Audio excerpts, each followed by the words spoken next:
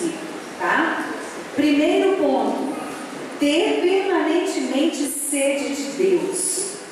Quem se encontra com o Espírito do Senhor recebe uma sede insaciável. Nunca estará satisfeito com sua busca pessoal. Tal sede levará a uma atitude de intimidade profunda com Deus.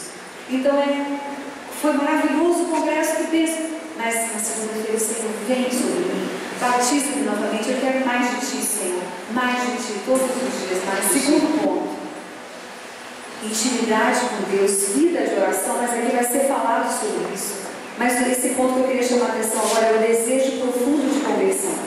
A vida nova é o primeiro fruto da vida no Espírito. Impossível ser guiado pelo Espírito e pelo homem velho ao mesmo tempo. Quem escolher ser amigo do Espírito recebe como dom e compromisso a vida nova. Lembremos de que a conversão se realiza num contexto de processo.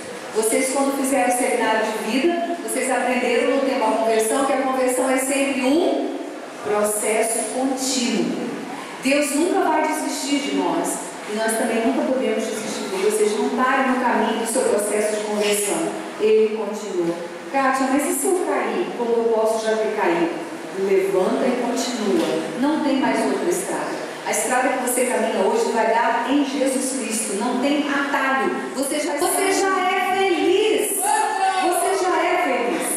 Porque tem pessoas que dizem, será que um dia eu serei plenamente feliz? Então também quero mostrar isso para vocês hoje. Você já é feliz.